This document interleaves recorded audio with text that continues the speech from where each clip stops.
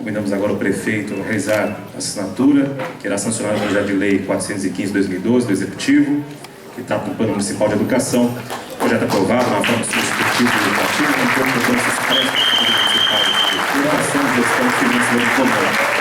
Assinou o prefeito de São Paulo, Fernando Haddad, que fará uso da palavra.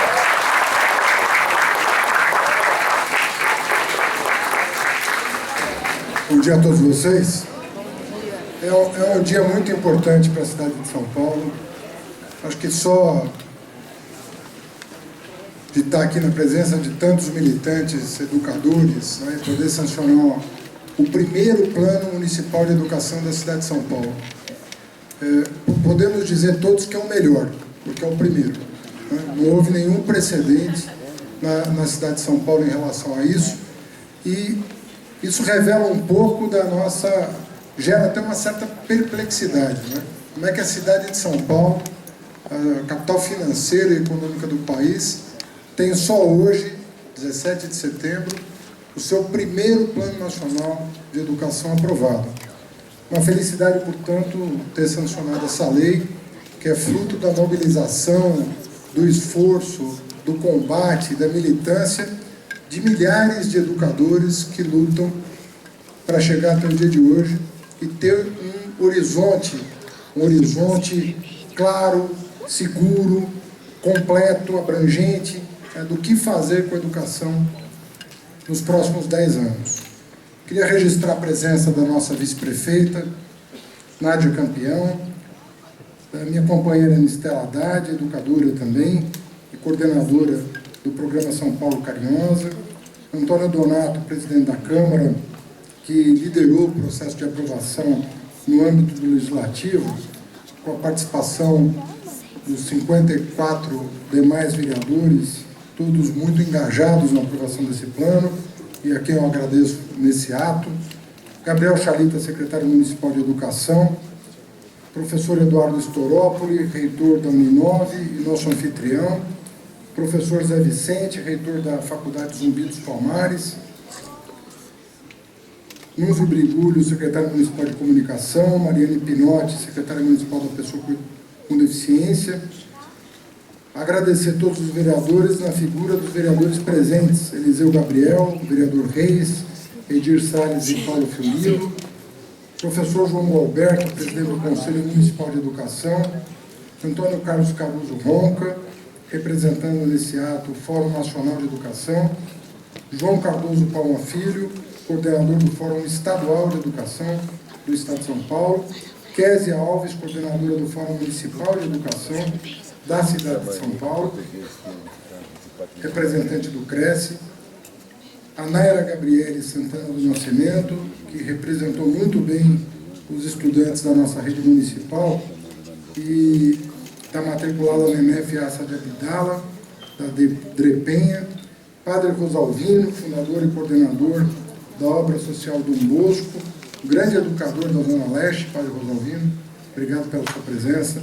Subprefeitos da Moca e da Lapa, Evandro Reis e José Antônio Queixe, diretores regionais de educação, coordenadores, professores, pais, alunos, associações, entidades, movimento social de moradia aqui presente também.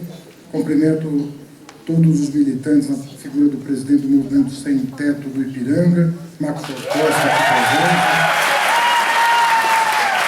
Maxwell, já soube da tua presença aqui, já pedi para o Léo ligar para você para marcar uma reunião para a gente dar sequência à última reunião de trabalho que tivemos há alguns meses. Né? Eu perguntei para o Chalita, eu falei, Chalita, quem é aquele pessoal ali de laranja? Ele falou, o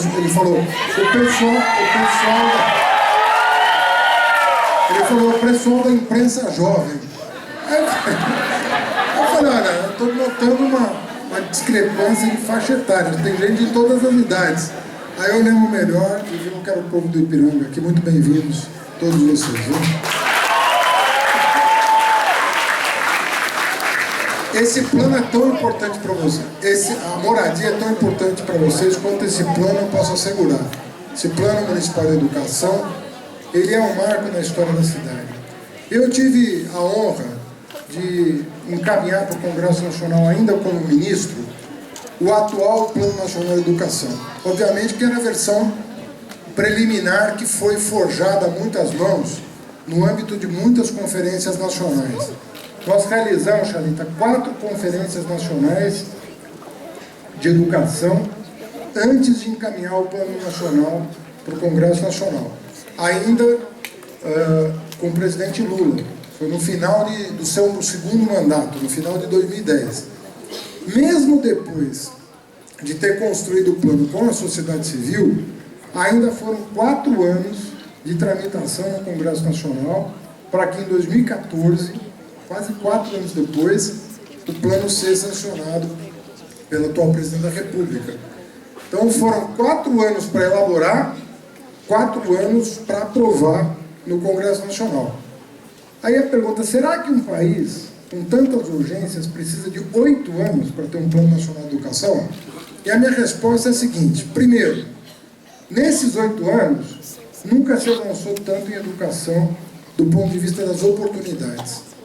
Era muito difícil você ver um pobre numa universidade, era muito difícil você ver um negro na universidade, muito difícil. Eu posso dizer que eu passei a vida inteira na universidade. Eu raramente tive colegas pobres ou negros. Eu tinha ali classe média, mas pobre mesmo, negro era difícil encontrar na universidade. Hoje, 50% das vagas de todas as universidades públicas federais são destinadas a alunos de escola pública. E uma boa parte, de acordo com a população de cada estado, tem que ser destinada para a população negra. Então, hoje, o aluno de escola pública tem, efetivamente, uma parte dos seus direitos assegurados. Então, você vai para uma universidade hoje, você vê que ela mudou, né? Nós tínhamos 3 milhões de universitários no começo do século, hoje nós estamos com mais de 7 milhões de universitários. Uma boa parte desses universitários vai obter o primeiro diploma superior da família. Mas muitos, às vezes do quarteirão, às vezes do bairro, é o primeiro diploma universitário. Isso significa que as pessoas estão conseguindo evoluir.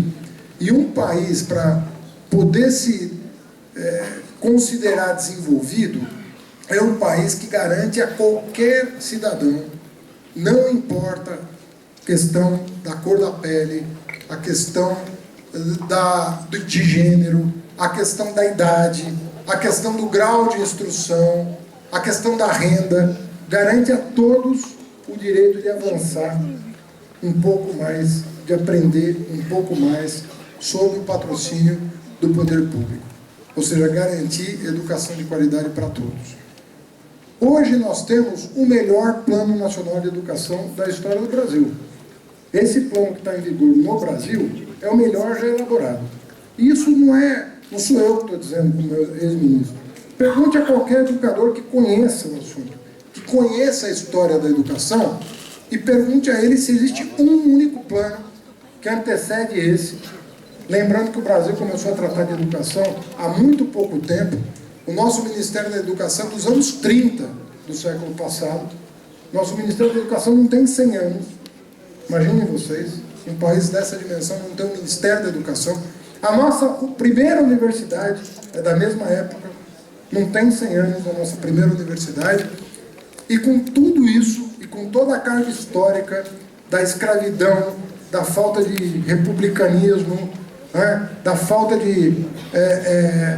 da contracultura, né, em função, né, uma avalanche de obscurantismo que assolou esse país por séculos.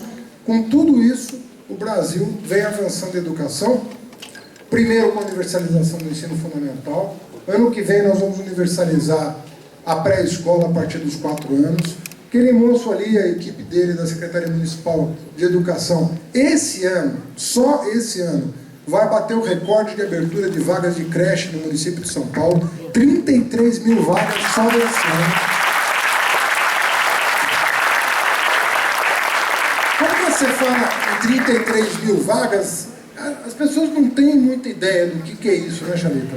Você fala 33 mil, entra por um ouvido e sai pelo outro. Isso equivale a abrir por dia letivo uma creche. É como se nos 200 dias letivos, são 200 dias letivos pela Lei de Diretrizes e Bases da Educação, cada dia letivo, a Secretaria Municipal de Educação abriu uma creche no município de São Paulo esse ano. Isso imagina vocês o que é isso, o trabalho que é você prospectar, avaliar, conversar, pactuar, arrumar um espaço para uma creche todo santo dia letivo, abrir uma creche. São 33 mil crianças que saem da fila e entram no sistema educacional. Quer dizer, uma coisa, quantas cidades do Brasil têm a capacidade de criar isso? Quer dizer, é São Paulo, com a sua força, com o seu vigor, com a sua pujança, com a sua obstinação, com a sua determinação, que consegue realizar esse tipo de coisa. E nós já temos uma das maiores coberturas do país de educação infantil. São Paulo vai superar a meta do Plano Nacional muito antes do que os 10 anos. Está previsto 50% das crianças de 0 a 3 na creche em 2024. Nós vamos antecipar em 6 a 7 anos a meta nacional, até para contribuir com o país, para o país poder cumprir mais facilmente a meta que estabeleceu. São Paulo tem que dar o exemplo e tem que liderar esse processo. A partir dos 4, não vai ter mais fila. Acabou. Fez 4 anos, não importa onde mora na cidade de São Paulo, vai ter a sua vaga garantida até o final do ensino médio, porque isso é constitucional, e nós vamos fazer o possível e o impossível para continuar ampliando as oportunidades das universidades em São Paulo. Nós estamos fazendo um esforço grande também. Fizemos no âmbito federal ProUni, FIES, SISU, Novo Enem, tudo que a juventude conhece, que é acesso à educação superior, mas estamos instalando os polos da Universidade Aberta nos CELS, a Unicel, que é também para o jovem que da periferia, trabalhador, poder, perto da sua casa, fazer um curso superior. Fundamental. E oferecer o melhor equipamento da cidade para o nível superior é uma obrigação que nós estamos honrando, para que todos nós tenhamos as mesmas oportunidades, independentemente do bairro em que nascemos. Não pode o menino que nasceu nos Jardins, porque nasceu nos Jardins, ter uma sorte, um destino diferente do ponto de vista dos seus direitos fundamentais do que um jovem menino que nasceu no Itaim Paulista. Estou falando do Itaim porque eu vim de lá, onde a gente começou a construir uma UBS, para fazer numa UBS do Itaim Paulista tinha 70 mil pessoas sendo atendidas. Imagina se é possível um negócio desse. Então vamos lá dar início às obras e dividindo a população de acordo com as necessidades. Charita, eu não preciso dizer isso para você, mas eu preciso manifestar isso no dia de hoje. Nós temos que alargar um pouquinho, para não falar, alargar muito o conceito de educação. Nós não podemos mais tratar a educação simplesmente como o domínio de algumas habilidades. Muitas vezes, isso não é culpa dos educadores, muito pelo contrário, mas às vezes especialistas, economistas da educação, reduzem a educação a você dominar determinadas habilidades. Quantas palavras você lê por minuto? Qual eu estou capaz de fazer um cálculo? Tudo isso é muito importante, porque quem não consegue ler um jornal, quem não consegue navegar na internet, saber onde estão as informações, vai ter dificuldade. Então, o domínio desses instrumentos é, sim, um elemento importante da educação. A gente quer estudantes espertos, que tenham agilidade na compreensão dos textos, agilidade no cálculo, no raciocínio lógico, competências analíticas. A gente quer isso, mas a gente quer também cidadania. E isso é um pouco diferente da educação no sentido mais estrito do termo. Porque aí você vai para outras dimensões da vida comunitária que fazem muita diferença no dia a dia da cidade. No dia a dia da cidade. Estava vindo lá da Zona Leste e um sujeito ali, aliás, estava em carro oficial, não da prefeitura, mas estava em carro oficial. Abre a janela e joga uma lata, né? Bebeu alguma coisa, jogou a lata pela janela em plena marginal. Olha, se a gente não trabalhar essa dimensão da vida comunitária, como você sinalizou, né, estudantes, a Gabriele, né, sinalizou aqui, se a gente não expandir o nosso conceito de educação, por exemplo, em relação à diversidade, se a gente não tiver um olhar para a diversidade e aprender a respeitar o diferente, porque respeitar o igual, a gente quase que nasce sabendo.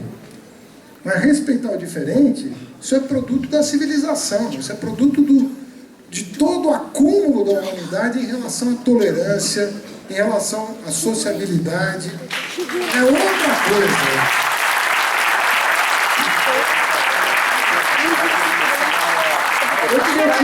Eu queria te prestar contas, porque você foi tão valente aqui na tribuna, aqui quando você falou em nome dos estudantes, de tocar num assunto que parecia tabu, né? Ah, não pode falar disso.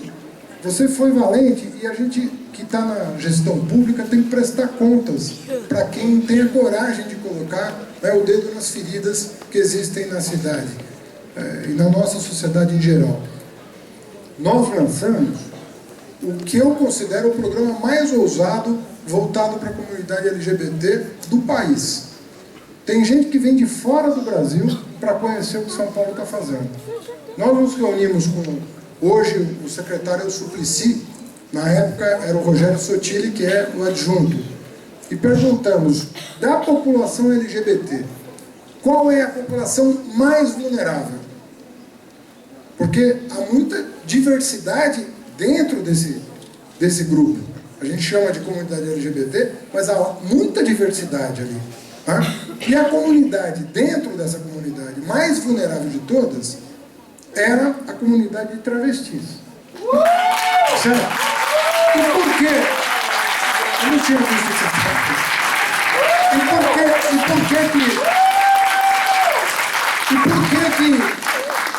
E por que isso acontece? Porque, em geral, essas pessoas são expulsas, tanto do mercado de trabalho, quanto do sistema educacional.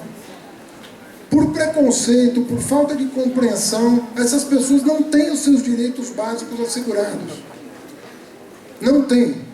O que nós fizemos? Eu pedi para o Rogério, depois para o Suplicy, vocês têm que pensar, a gente tem que dar o exemplo, o Estado tem que cuidar do que parece mais difícil, porque se ele cuidar daquilo que parece mais difícil, todo mundo vai entender que não há problema sem solução, que não há drama social sem uma possibilidade de encaminhamento.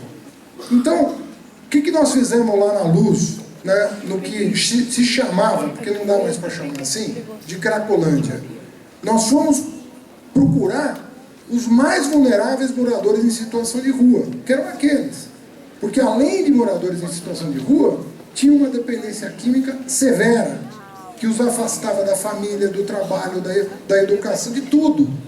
Foi bom, se nós aprendemos a cuidar dessas pessoas, vai ficar muito mais fácil para assistência, para a saúde, cuidar dos demais, porque é um aprendizado.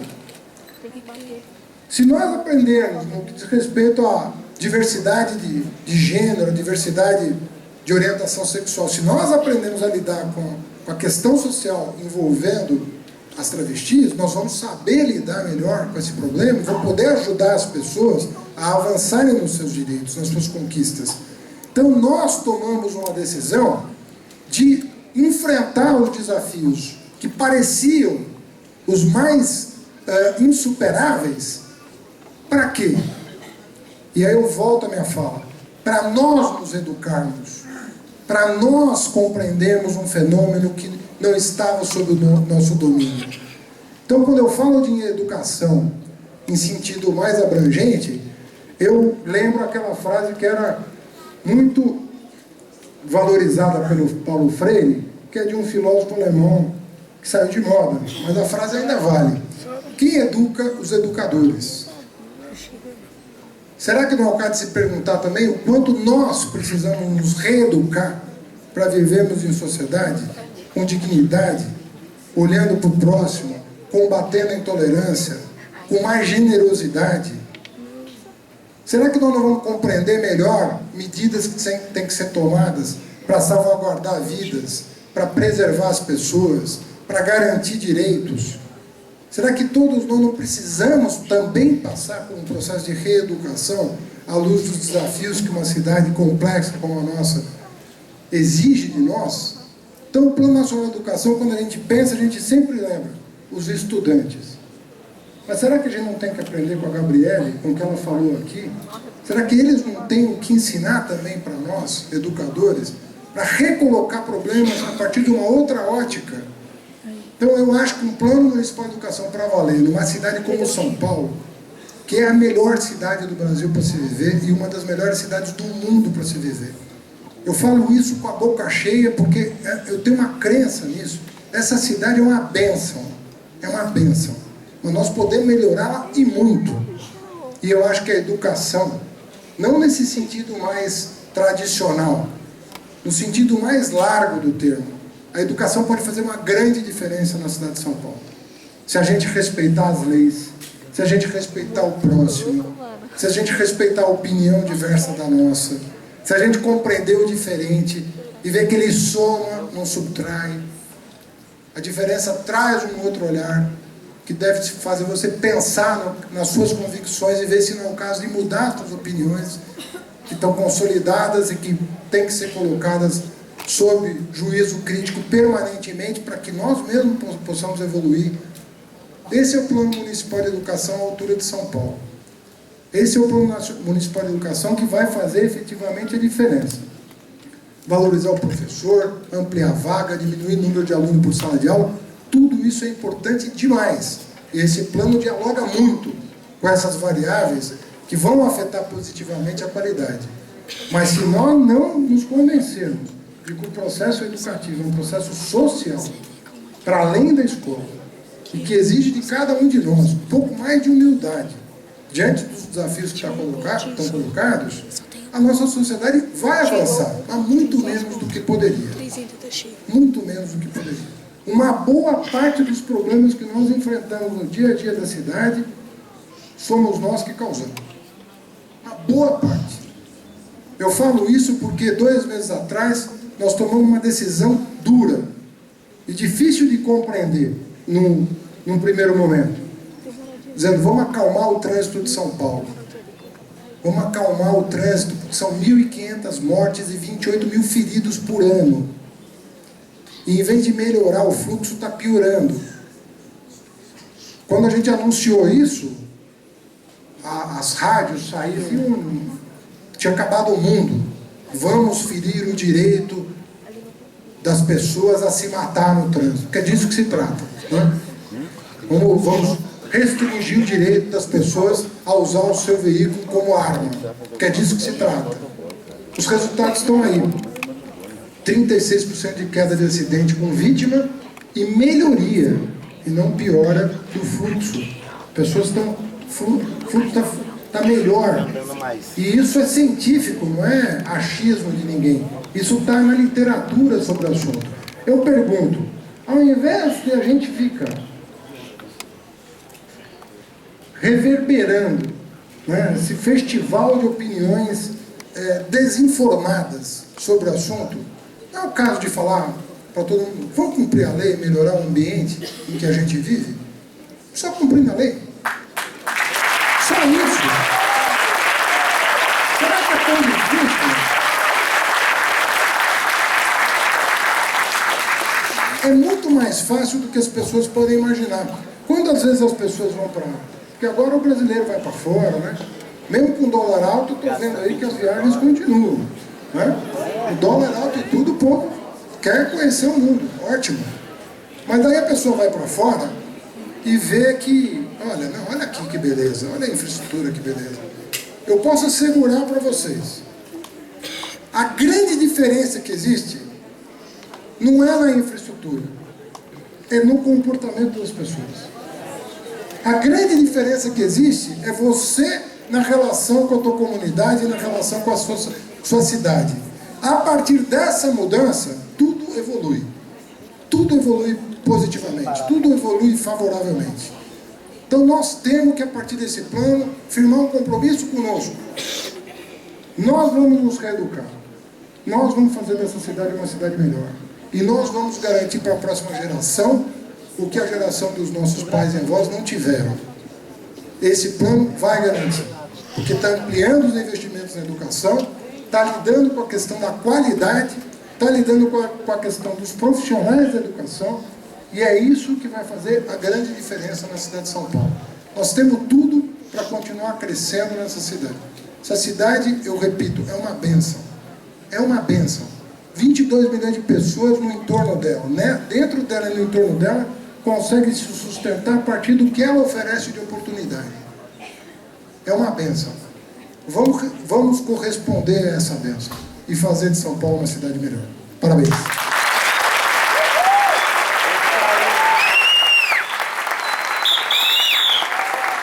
Para encerrar o nosso encontro aqui, nada melhor do que ela, Rádio Oliveira.